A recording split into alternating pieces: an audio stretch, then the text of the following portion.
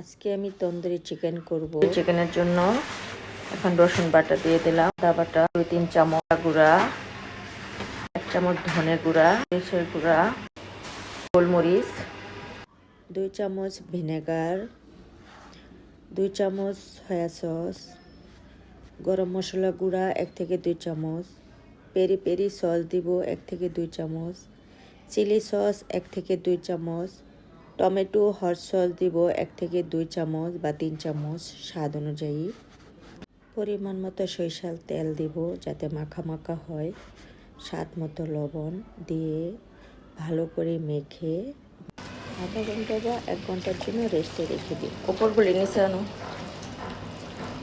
এসে ভালো করে মাখামাখি পর্ব শেষ হলে আমি কিছু বক্সিং করব যাতে ফ্রিজে রেখে খাওয়া যায়। তারপর অন্য পাশ দিয়ে